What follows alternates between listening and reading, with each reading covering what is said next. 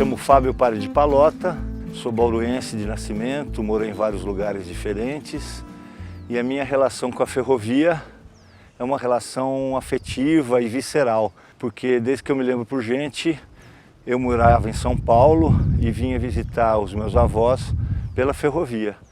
E eu ficava encantado, né, criança que eu era, de ver o trem saindo da estação em São Paulo e chegando da estação aqui em Bauru, que eu ia embarcar, e para mim ela tinha um aspecto de uma coisa monstruosa, né, mitológica, mítica. Essa imagem, né, de infância me acompanhou muito. Mais tarde eu fui fazer História, fui fazer uma pós-graduação na Unesp de Assis, e para variar, né, o meu tema só podia ser o quê? A ferrovia, a sua oposição, que é o automóvel. Desse momento em diante eu me tornei um ferroviarista. O ferroviarismo e o rodoviarismo são duas concepções de mundo completamente diferentes, né? O transporte ferroviário, que é ecologicamente correto, é seguro, transporta milhares de pessoas e toneladas de carga ao mesmo tempo. E você tem o rodoviarismo, que está ligado à questão do automóvel, da questão mitológica do automóvel, simbólica, da autonomia, né? Existe uma frase interessante de um jornal de São Paulo na década de 20 que fala que o carro liberou a velocidade dos trilhos. Então essa questão da velocidade, apesar do trem ser muito veloz, hoje em dia, a mitologia, né, o simbolismo, o que se conta do carro é a Fórmula 1, o carro veloz, o carro de marca, a BMW, a Mercedes, a Bugatti, os carros italianos.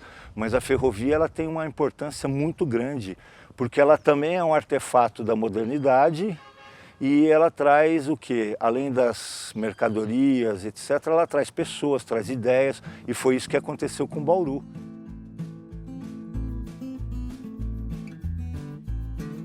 O automóvel aqui no Brasil, ele começou a suplantar, a ocupar o lugar da ferrovia, porque como nós não tínhamos dinheiro para ter os dois modais de transporte, o modal ferroviário e o modal rodoviário, começou-se a se contar mentiras, a se desvalorizar, jogar lama na ferrovia, como se ela fosse um símbolo do atraso, e a rodovia o símbolo da modernidade, do avanço.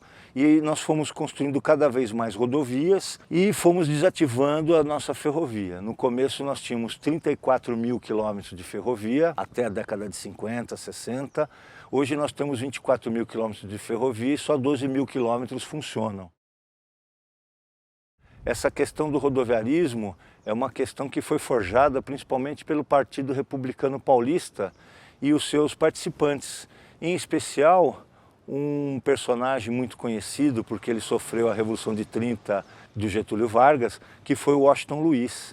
Quando ele começa a ocupar espaço na política ao lado do conselheiro Antônio Prado e depois do Antônio Prado Júnior, ele começa a ser seduzido pela questão da velocidade e pela questão do automóvel. E quando ele se torna prefeito de São Paulo, né, no início do século XX, ele vai moldar a cidade para que o automóvel tivesse mais espaço do que o pedestre, do que as carroças. As pessoas queriam que São Paulo fosse calçada por causa da lama e da poeira, e o prefeito da cidade, esfregando as mãozinhas de contentamento, ele vai calçar a cidade para que o automóvel tivesse espaço.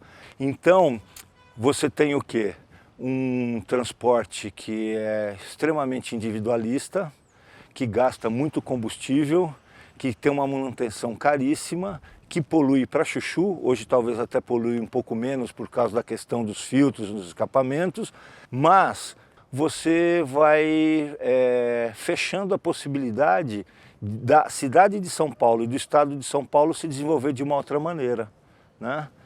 Você tem um engenheiro muito importante que ele estava pensando São Paulo onde você tivesse o Rio Pinheiros e o Rio Tietê todinho urbanizado, com as suas margens, onde eles se encontrariam e fizessem lagos, você teria parques e você teria uma cidade super moderna, porque você teria transporte hidroviário e depois seria feito às margens desse transporte hidroviário a ferrovia e mais tarde a rodovia, o sistema de avenidas que São Paulo tem. Mas o que vai acontecer? Um empreendedor, engenheiro, ele vai falar que não, o importante era você construir rodovias, ruas, avenidas, para que você tivesse mais fluidez.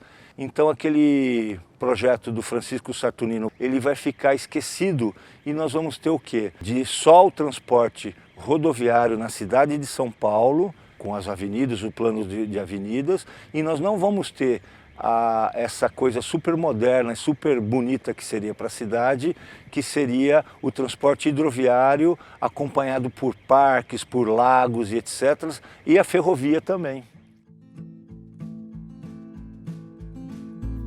Eu queria convidar todas as pessoas que estão assistindo esse vídeo, né, para que acompanhem as nossas gravações futuras, onde eu vou realmente falar a questão da minha cidade, que é uma cidade que nasce ferroviarista, e a importância da questão da ferrovia e da memória ferroviária, da herança ferroviária que nós temos, não só na minha cidade, mas no Brasil.